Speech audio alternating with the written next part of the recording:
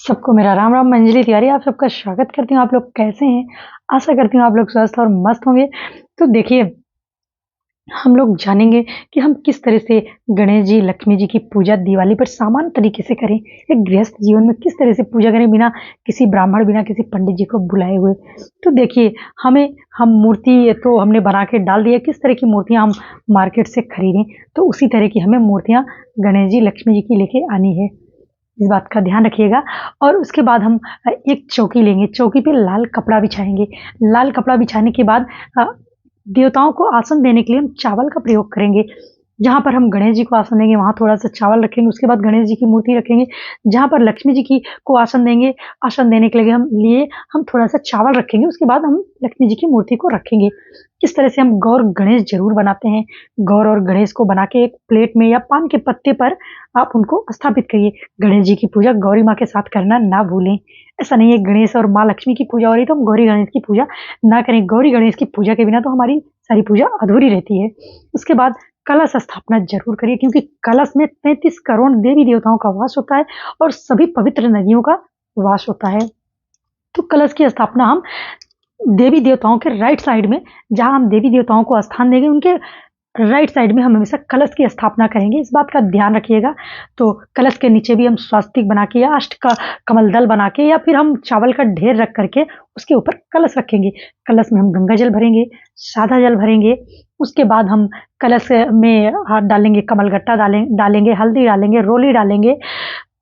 इस तरह से हम सब कुछ डाल करके थोड़ा-सा कुछ न कुछ मिष्ठान डालेंगे उसमें।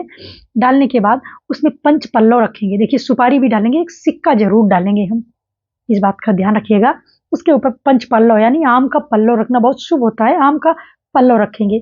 आम का नहीं है तो आप अशोक का पल्लव रख सकते हैं। अशोक का भी नहीं है तो पान का पत्ता रख सकते हैं। रखने के बाद हम उसके ऊपर एक कटोरी रखेंगे, कटोरी में चावल भरेंगे। उसके ऊपर हम नारियल को रखेंगे, जटा वाला जो पानीदार नारियल आता है उसमें हम कलावा लपेटेंगे या फिर चुन्नी लपेटेंगे, चुनरी उसको उसके ऊपर रखेंगे। नारियल का जो हिस्सा पेड़ में लगा हुआ होता है वह हिस्सा हमारी तरफ होना चाहिए। इस बात का ध्यान रखिएगा। हम स्थापित करेंगे। उसके बाद हम सभी देवी देवताओं का आवाहन करेंगे। देखिए, सर्वप्रथम हम आचमनी करेंगे। वो जल को हम, देखिए, अगर कोई पंडित जी वगैरह हैं तो ठीक है, नहीं है तो हम अपने हाथ से, जितने सदस्य हमारे पूजा में सब परिवार के साथ करते हैं तो सबको आचमनी करवाएंगे। हम उल्टे हाथ से सीधे हाथ में जल लेकर के ओम केशवाय नमः, ओम माधवाय नमः, ओम नारायणाय नमः, हस्त प्रक्षालनम, हाथ को धुलेंगे। ये आचमनी हो गई। आचमनी के बिना हमारी पूजा स्वीकार नहीं होती है, तो आचमनी जरूर करें। उसके बाद शुद्धता के लिए अपने ऊपर सब लोग जल छिड़कें। उसके बाद सबके हाथों में, जितने लोग पूजा में बैठे हैं, कलावा बांधें। हाथों में कलावा बांधते वक्त हाथों में आप अक्षत लें। अक्षत को, कलावा बांधने के बाद अक्षत को पीछे की तरफ हम फेंक देते हैं। क्यों फेंक देते हैं? क्योंकि जो भी हमारी अला बला, जो भी कष्ट वगैरह रहता है, ग्रह दशा, सब पीछे चला जाता है। तो इस तरह से हम करेंगे। अब हम हुए पूजा करने के लिए तैयार, यानी पवित्र हो गए। उसके बाद हम सर्वप्रथम गौरा और गणेश जी को नहलाएंगे। सभी कलश देव को नहलाएंगे, लक्ष्मी जी, गणपति देव को नहलाएंगे। कुबेर जी की पूजा करते हो कुबेर जी को, माँ लक्ष्मी की और नारायण जी की पूजा करना ना भूलें। भगवान विष्णु की पूजा करना लक्ष्मी के साथ ना भूलें। तो सबको नहला धुला के, मानसिक तरीके से नहला धुला के, और धातु की बनी है तो आप पंचद्रव्य से नहलाएं। पंचद्रव्य से नहलाएं यदि आपके पास धातु की मूर्तियां हैं तो, नहीं तो आप मानसिक रूप से फूल से नहला दीजिए।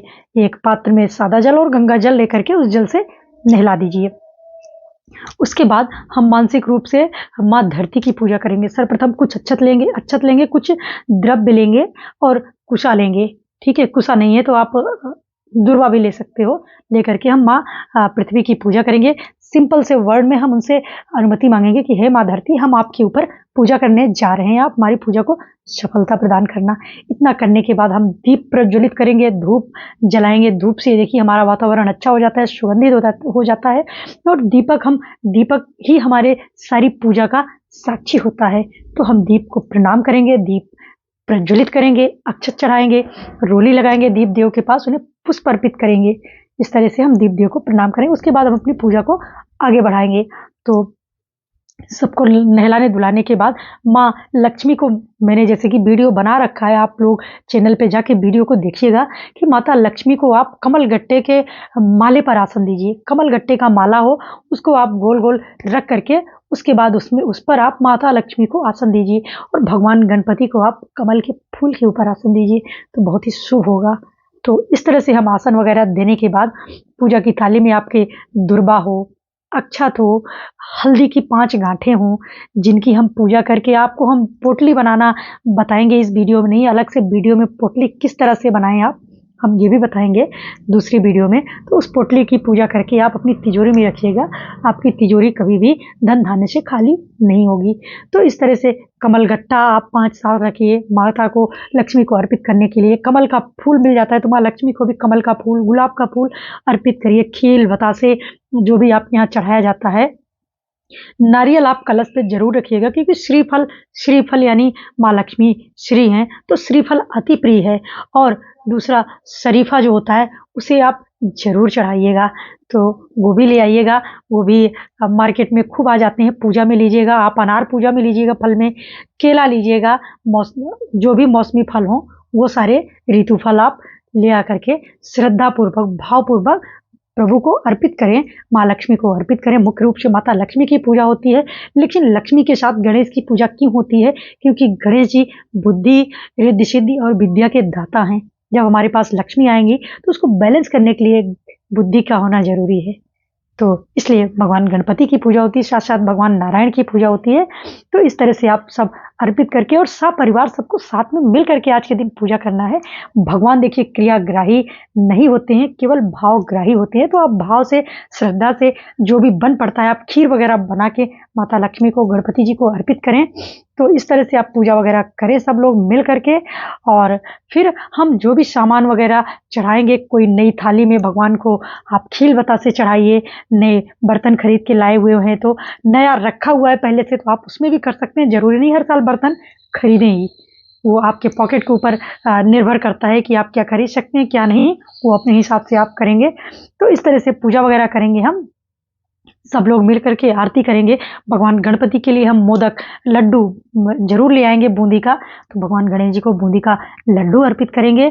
और आरती वगैरह करने के बाद हम भगवान गणेश जी को, माता लक्ष्मी जी को प्रणाम करेंगे, प्रार्थना करेंगे कि हे माँ, हमेशा आपका वास हमारे घर में हो। बाकी हम जिन जिन देवताओं को आवाहित किया है, जैसे नवग्रहों को आवाहित किया है, और जो भी उनको हम प्रार्थना करेंगे कि वो सब अपने अपने स्थान को जाएं और हमारे घर में रिद्धि सिद्धि सहित भगवान गणपति का वास हो, माँ लक्ष्मी का वास हो।